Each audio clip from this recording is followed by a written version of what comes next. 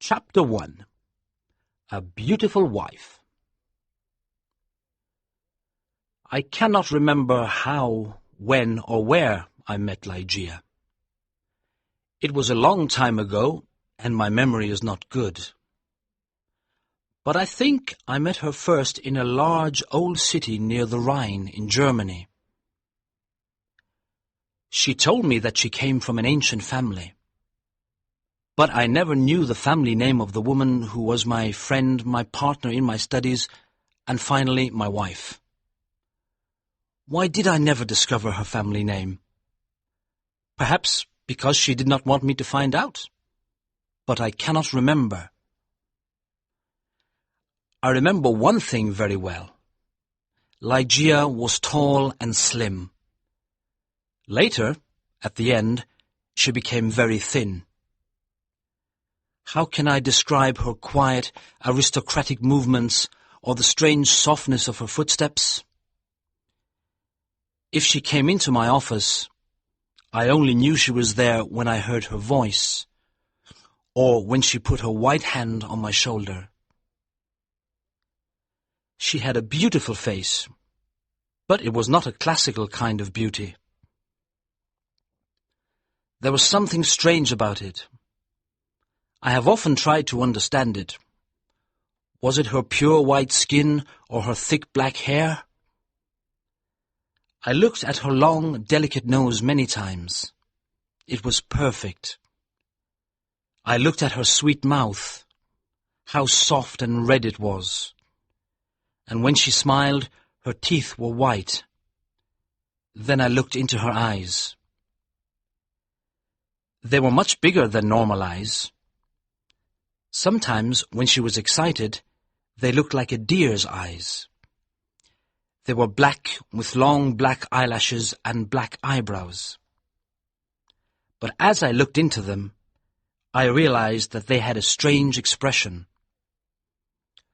I thought about it for many hours, sometimes all night. What was the expression in those eyes? I wanted to know.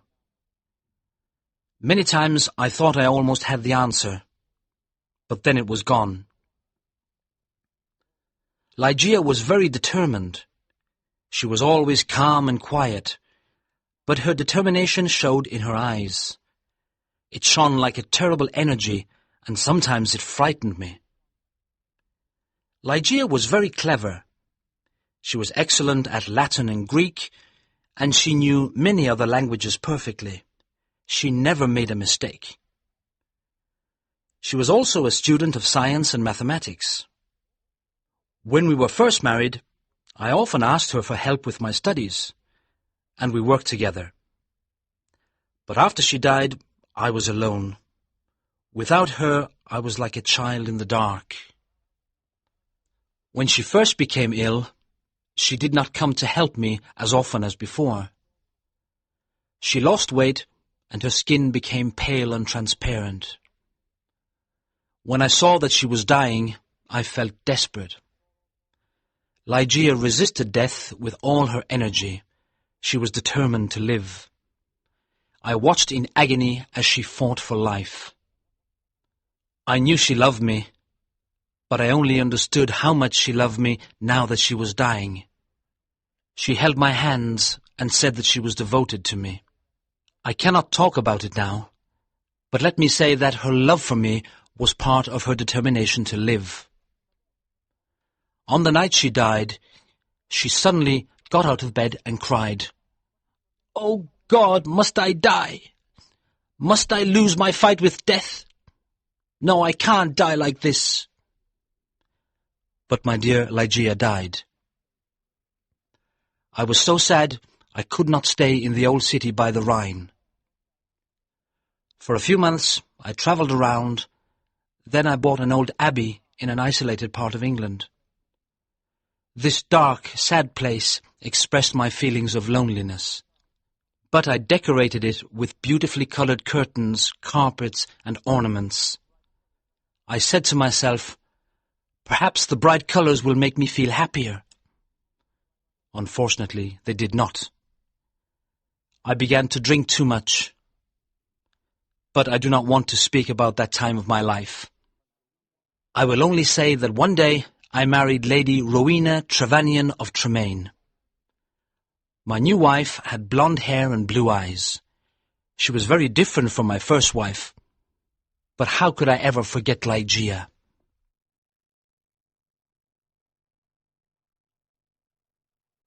Chapter 2. A Fight with Death. I took Lady Rowena back to a room high up in the tower of the Abbey, where we lived for the first month of our marriage. The room was very large, with an enormous window made of glass from Venice. The ceiling was high, like a church, and in the centre there was a big gold chandelier. There were sofas from the east and an Indian bed. On the walls were long tapestries, like carpets, with designs made of gold. The tapestries moved every time the wind blew. My wife was afraid of me because I was often sad and depressed. She did not love me much and stayed away from me, but I preferred this. I always thought about Ligeia, my beautiful Ligeia, dead in the tomb. Sometimes in my dreams I called to her in the night. I imagined that perhaps my love for her could bring her back to me. At the beginning of the second month, Lady Rowena became ill. She did not sleep very well, and told me she could hear sounds and movements in the tower. "You have a fever," I said. "You're imagining things." She got better, but then she went back to bed with a second illness, worse than the first. The doctors could not understand it. Again, Rowena began to hear little sounds and movements in the bedroom, and they frightened her. One night, at the end of September, she woke up suddenly. I was sitting on a sofa by her bed. She whispered to me that she could hear sounds and see movements, and there was a frightened expression on her thin face. But I saw and heard nothing. "It's the wind," I explained. "You can see the tapestries moving in the wind." But her face was white with fear, and she nearly fainted. I remembered that there was some wine on the table on the other side of the room. As I walked under the light of the chandelier, a strange thing happened. I felt something invisible pass me, and on the carpet I saw a shadow, almost the shadow of a shadow. I decided to say nothing to Rowena. I poured out a glass of wine and gave it to her. Then I sat on the sofa and watched her. After some moments, I heard very quiet footsteps on the carpet coming towards the bed. A second later, as Rowena was about to drink the wine, I saw, or perhaps I dreamed that I saw, 3 or 4 large drops of a bright red liquid fall into the glass. Rowena did not see it. She drank the wine, and I said nothing because I thought it was only my imagination. After this, Rowena's health got much worse, and on the third night she died. Her servants prepared her for the tomb, then covered her with a sheet. The next night I sat alone with her body in the bedroom. Strange forms and shadows moved around me. I looked nervously into the dark corners at the moving tapestries, and I felt frightened.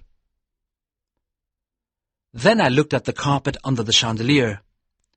There was no shadow there, and I felt better.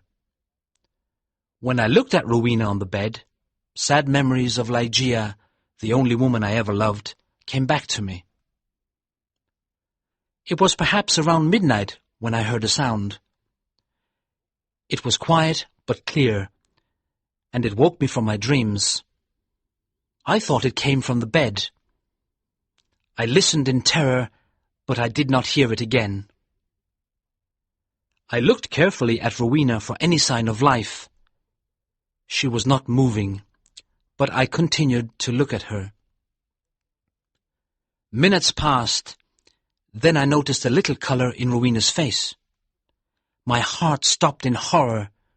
I could not move. When I understood that Rowena was not dead, I tried to revive her. But soon the colour disappeared from her cheeks. Her face looked like marble again, and her lips were thin with the horrible expression of death. When her body was cold and rigid, I fell onto the sofa and dreamed about Ligeia. An hour later, I heard the same sound as before. I listened. Yes, there it was again, a sigh from the bed. I ran over and saw clearly that her lips were trembling. Then they opened, showing her bright teeth. I thought I was going mad. There was a pink colour on her cheeks and neck. Her body was getting warm again, and her heart was beating a little. Lady Rowena was alive. I did everything I could to revive her. Then, suddenly, her colour disappeared. Her heart stopped, and her body became cold and rigid. I sat down and began to think about Ligeia again. Then again, for the third time, there was a sound from the bed. But why must I describe the horrors of that night?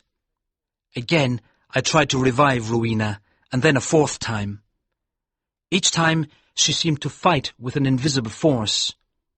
And each time, her body changed. I cannot say how, but she looked different. It was nearly dawn when she moved again. I was sitting on the sofa, exhausted, but Rowena's body moved with more energy than before.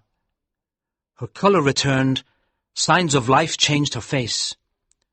Her eyes were closed, but she looked alive. Then she suddenly got out of bed and walked slowly to the centre of the room, like she was walking in her sleep. I did not tremble. I did not move. I was as cold and still as stone, paralysed by what I saw. As I looked at her, my head filled with wild thoughts. Was Rowena really alive? Could I really see her blonde hair and blue eyes? Why wasn't I certain? I could not see her mouth very well, but her cheeks were like pink roses. Weren't they Rowena's cheeks? But wasn't she taller than before? I was filled with a kind of madness. I ran to her, but she moved away. Then I saw her long hair moving in the wind. It was blacker than the black of midnight. And now, slowly, her eyes opened. I shouted like a madman, "These are the black eyes of my lost love, the eyes of Ligeia."